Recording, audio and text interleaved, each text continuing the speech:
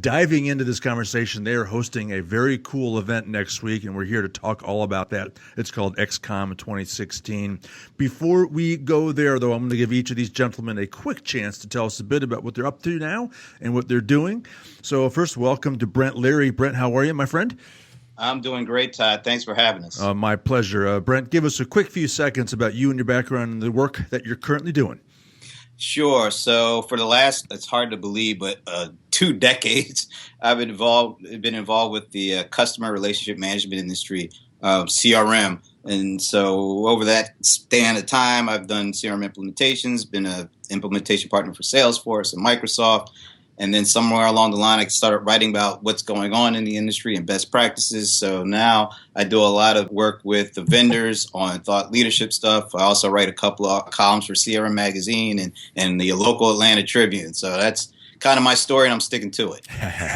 Outstanding. So, John, give us the lowdown on you and your background and the work that you're out there doing.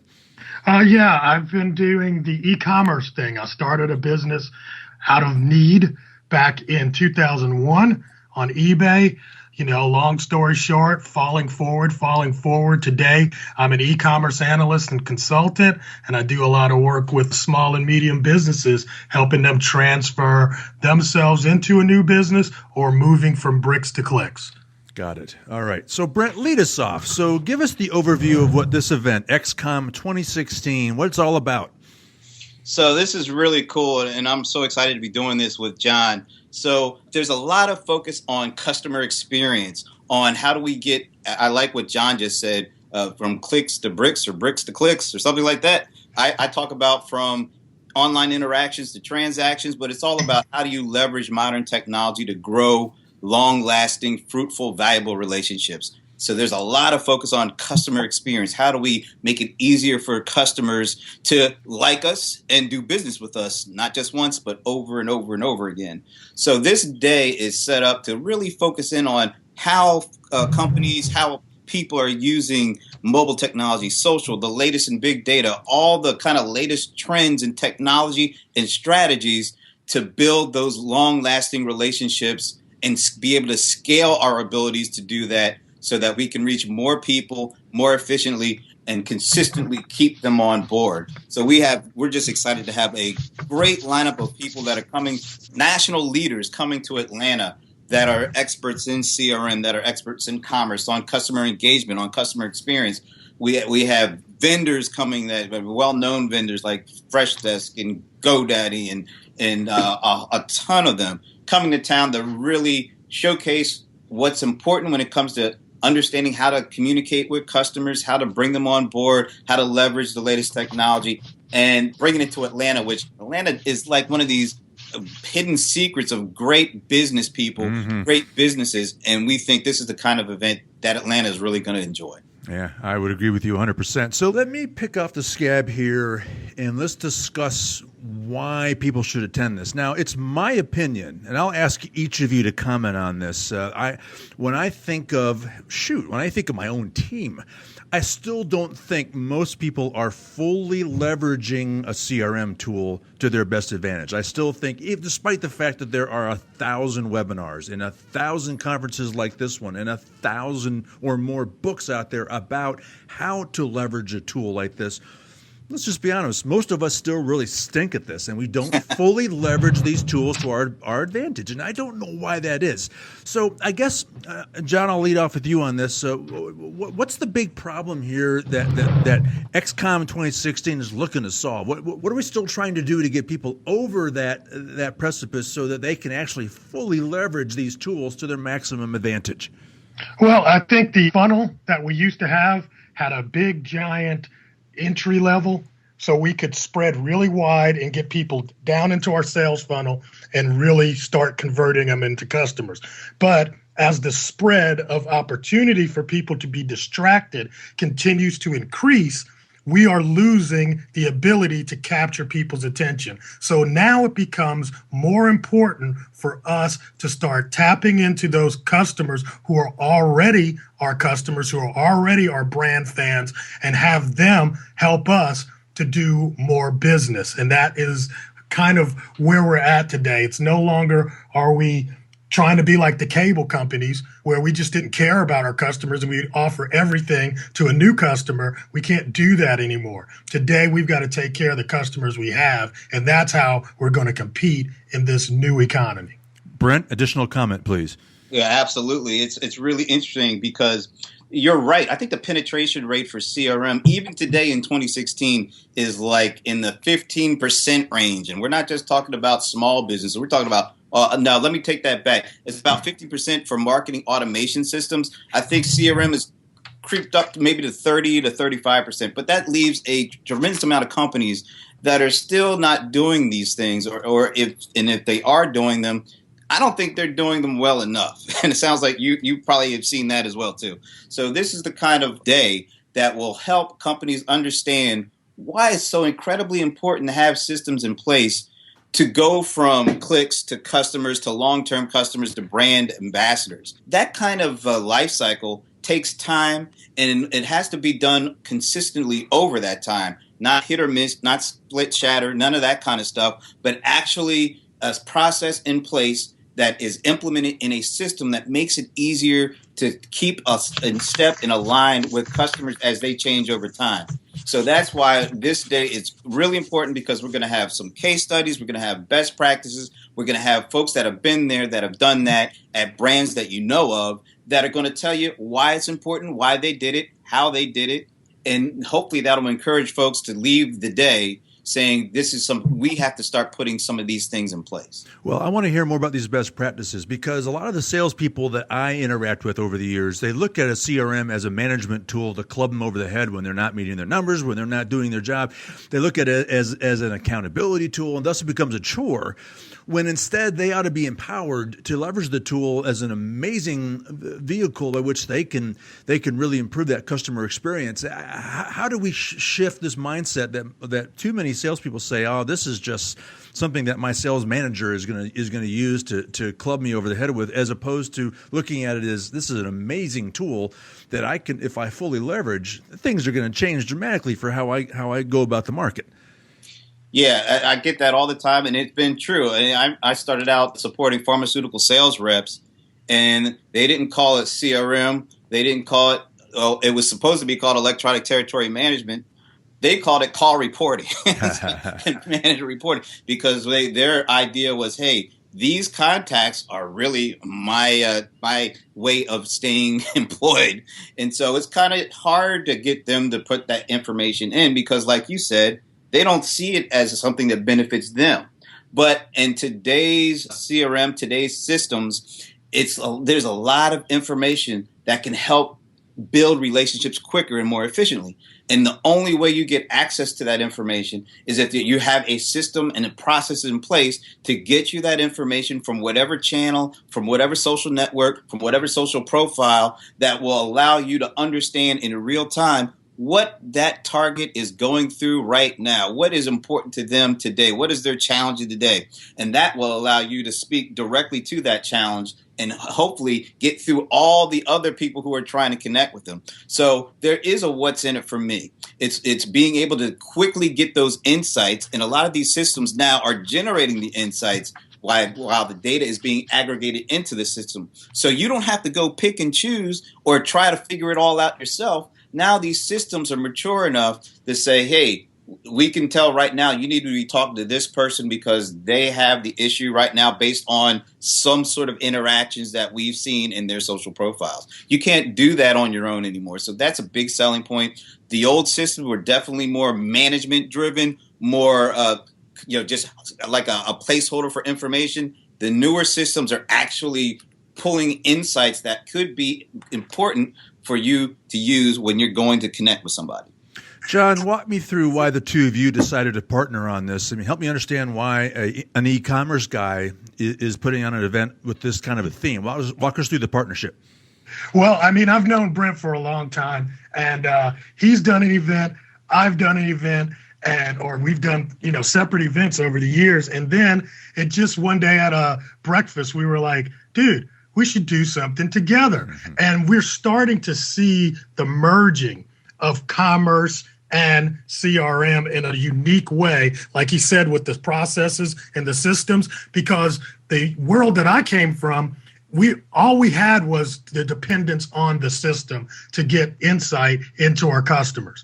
I couldn't pick up the phone really and say, hey, how's your wife and kids? Oh, I see your kid's got a birthday coming up. Hey, we got this new, little Johnny birthday cake. You should probably buy one. We couldn't do that. But now the systems, like he said, are actually helping us do that. They're taking these social signals and categorizing it, and then you can pull from it and you can automate it and send it back out. And I was like, dude, we need to start talking to both of these audiences about what your systems do and what we talk about in e-commerce, which is really getting them to the cart. See, I think that's the key point here, Brent. I mean, I'll ask you to comment on this, but this whole digital world of ours is all merging into one thing, right? I mean, that's and the salesperson who effectively marries all that together, this idea of e-commerce, this idea of social, this idea of mobile. When you put all this together and leverage the foundational CRM strategy, technology, boom! I mean, it's game changing. The whole thing really is there are the technologies that are coming out, that have been out, that are continuing to come out, are making it more important for salespeople to be on the relationship building side. Not there's a term we call order takers. Well, systems are in place to take the orders. Now you don't need actual human beings just there to take orders. What people are looking for, particularly from a B2B standpoint, when it comes to a salesperson, is them being able to quickly get the important information, to quickly be able to share best practices, to be consultative, not just be a salesperson, but be a consultative person, and understand what they are really trying to do and bring solutions that are personalized to them. So the whole idea of leveraging these systems to bring those insights, to be able to take that information and create interactions that are based on context, not just on what the salesperson needs, but really what the audience, the customer, the prospect needs. That makes it much more likely that you'll be able to get their attention and keep their attention long enough based on context to create the transaction. And then if you have the right automation in place, you're able to not just get that transaction once, but leverage the automation to do more time building the relationship, pushing the relationship forward, understanding what their goals are, not just today, but tomorrow, and becoming an advocate, because in return, they'll do the same for you. John, who is this event for? Is it for the sales rep? Is it for the sales manager? Is it for the Marcom people? Is it for the marketing automation people? Is it for all of those? I really say it is for all of them.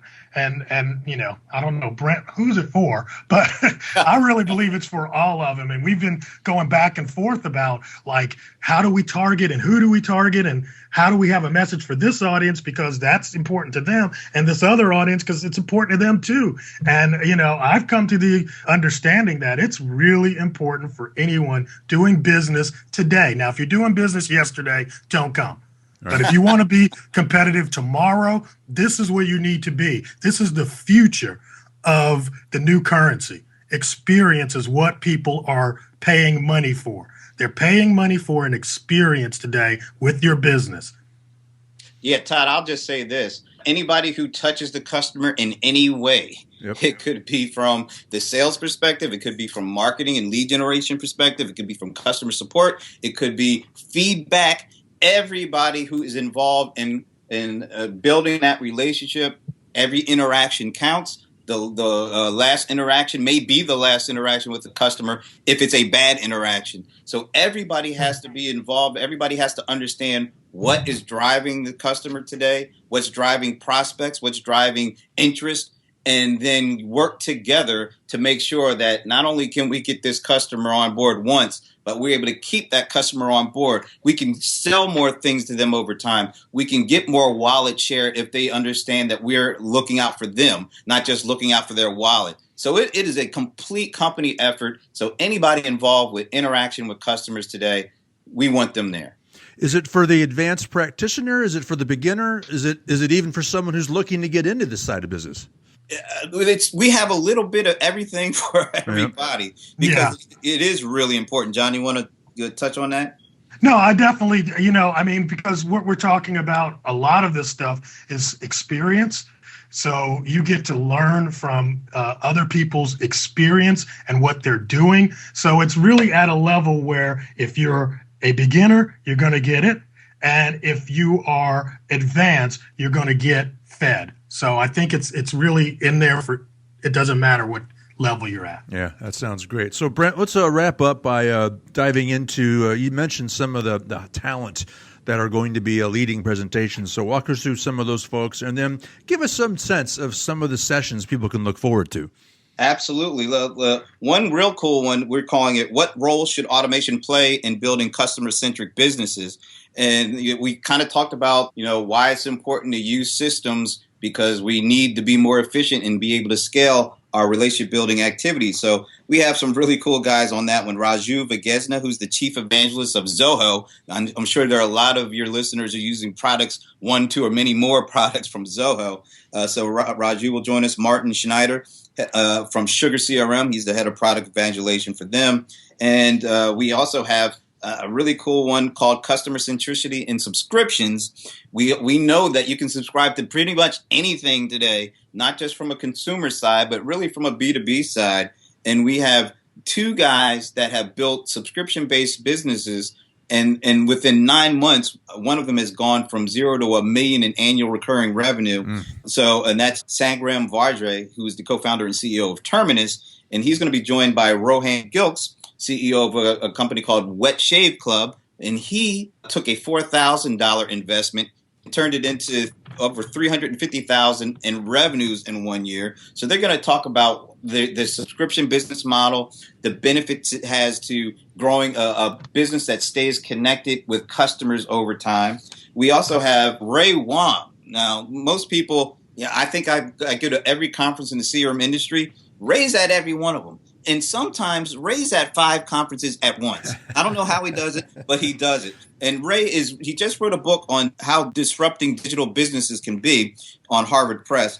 And Ray's going to be talking about how the Internet of Things will accelerate customer expectations and disrupt companies who can't keep up. That's a big one. We got a host of stuff. We got Paul Greenberg, who's one of my best friends, but he's also known as the godfather of CRM, who's going to be talking about why customer engagement is not CRM, but CRM has a role to play in it. That's a good one, too. And finally, the last one I'll mention for this episode here is we're really fortunate to have the Senior Vice President of Marketing and the Chief Creative Officer for the Atlanta Hawks and the new Vice President of Marketing for the Atlanta Braves. That's Adam Zimmerman and Peter Surkoff from the Hawks to come in and talk about how they're embracing this latest and greatest technology to improve the fan experience, which we all know fans are just customers. Right. So there's a lot of translation that can go from what these guys are doing into any business. So we got a full day. That's just really the tip of the iceberg. We got a full day ahead for people. Holy wow! Just a tip. Wow, what a lineup! That's going to be a killer day.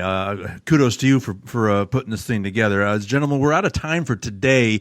We want to get this episode out in the world so we can educate people who need to be there. Brent, before I let you go, how can people get more information about ExCom 2016? Where can they get reservation information? What are the rates? Walk us through all the details. So the easiest thing to do is go to ExCom, and that's ExCom 2016.com. That's the site that has all the information. And if you go there now, free registration. So all the people we just talked about that are being there, it costs nothing to attend. Wow. And we're throwing in breakfast and lunch, and this is the real cool part. I think John likes it too. We have, after the event is over, we're going to a VIP suite box at the Atlanta Hawks game. They're playing the Denver Nuggets.